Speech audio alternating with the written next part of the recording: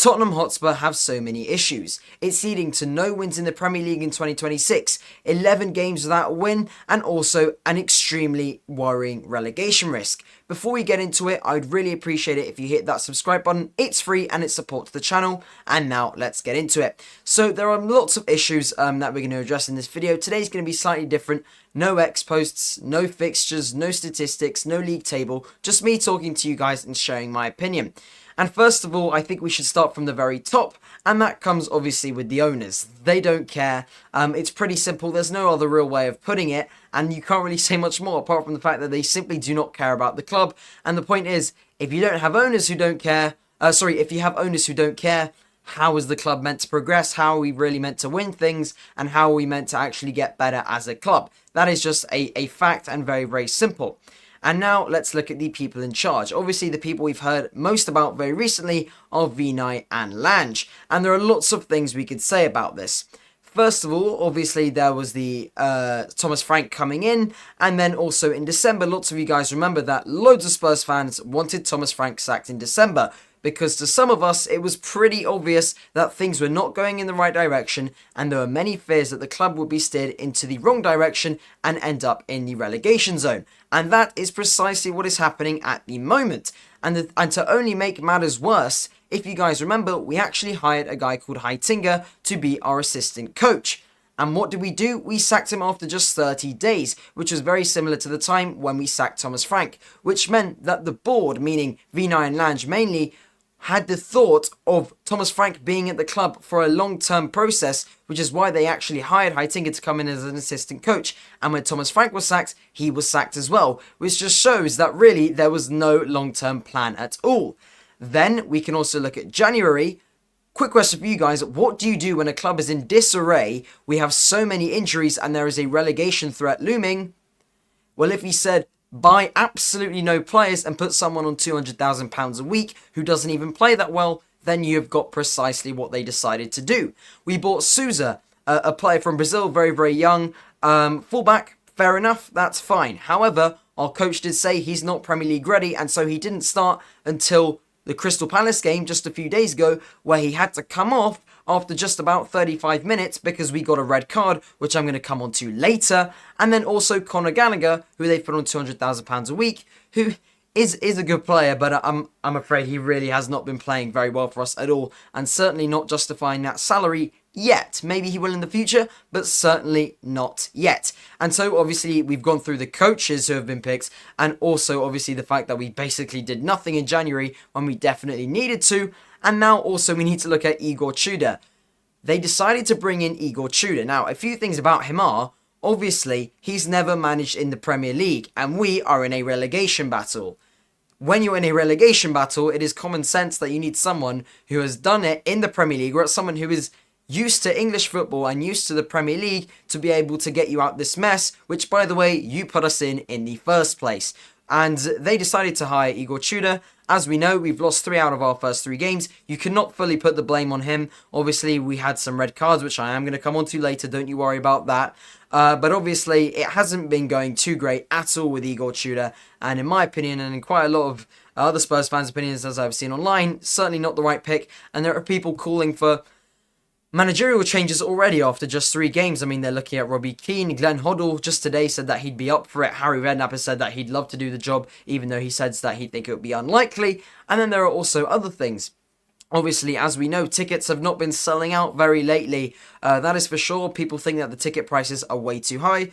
I personally agree. Obviously, you could justify it if you're in first place, if you're getting to the semi-final of the Champions League, if all these things are happening. But we're in, what are we in, 17th? 16th, somewhere like that. Honestly, I don't even want to look at the Premier League table, but certainly cannot justify that at all. And to be honest, the overall, my overall feeling, and as I've seen online and some of my friends as well, they are clueless.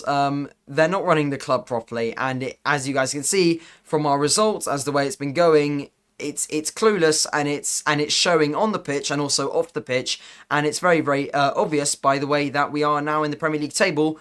Only 1 point sitting above the above the relegation zone, which is extremely worrying. Obviously, as us fans who actually care about the club and want the best for the club.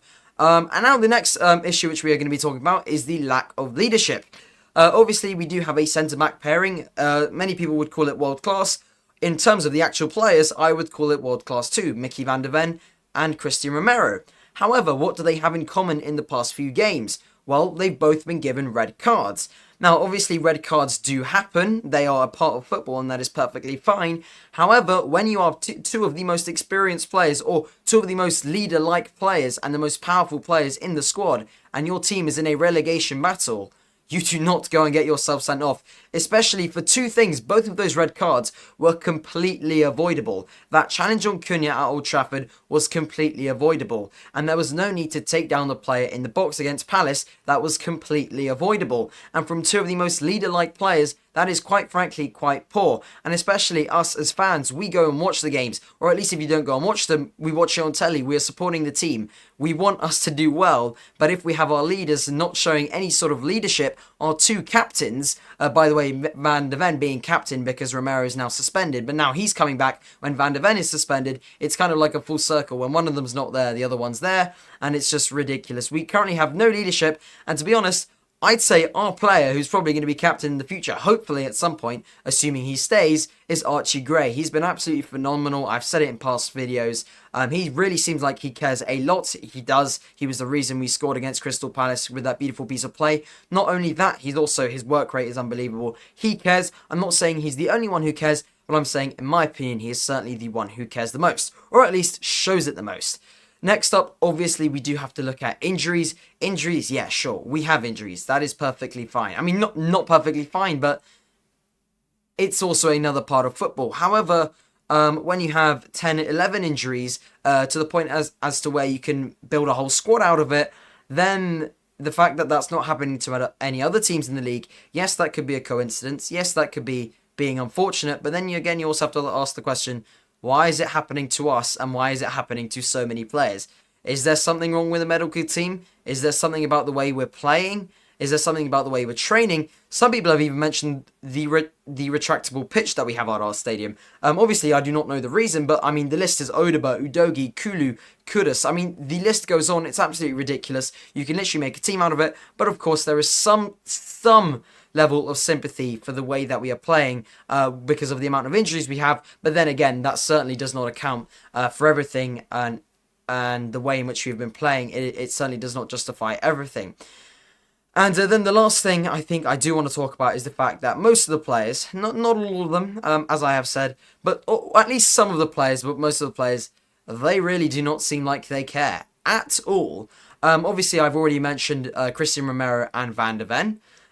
Two of the most leader-like players getting themselves sent off. Vicario recently has said that he wants to leave. Polinia is on loan, so quite frankly, it looks like he couldn't care less. Muani is also on loan, so it kind of also looks like, I mean, he's just giving a load of fouls away at this point in time. Obviously, he would have had a brace against Arsenal had the decision been correct, but anyways, it just looks as if loads of the players don't care, because quite frankly, they might probably just leave at the end of the season if we do get relegated. And half of them are going back on loan anyway, so really, that's not great either. We only have a few players who seem like they actually care about the team at the moment, and that is also very, very worrying. I mean, overall, from top to bottom, you've got people who simply do not care. I mean, it is very, very worrying, or at least they're clueless to some sort or do not care, and the overall result is, well, no Premier League wins in 2026, 11 games without a win, and quite frankly, and quite Thomas frankly, perhaps a relegation incoming, which is very, very, very, very worrying. And to be honest, the people who are going to actually suffer from that the most are the fans. And to be honest, I'm usually very, very positive about Tottenham. Some of my videos on the channel have been, oh, this is how we're going to beat Atletico Madrid, this and that. I'm usually very, very positive, but the way that this is going, it's actually starting to become not just worrying, but ridiculously worrying and concerning. And then again, you also now need to look at who is to blame, and I've laid that out today. And to be honest, it is very, very worrying, because the people who are going to bear the impact of a relegation are the fans the most. Yes, we're going to lose £250 million if we do go down the club, but then again, that's not really the players. Half of them will leave anyway. The board, I mean, no words for that. And to be honest, I've laid everything out. there. Let me know if you guys agree or disagree, because at the moment it is absolutely shambolic, to be honest with you, and it's very, very worrying. And so yeah, let me know if you enjoyed the video. If you did, of course, don't forget to like and subscribe for more Spurs Extra Time videos. It's going terribly at the moment, and hopefully maybe we can beat Atletico Madrid on Tuesday or Wednesday. I don't even know what it is at this point, honestly. And then we can beat Liverpool on the weekend to hopefully pick up those 3 points against a subpar Liverpool side at the moment. But we will see what happens. And those are the main issues with Spurs at the moment. Thank you very much for watching, and see you guys in the next one. Bye-bye, and come on you Spurs.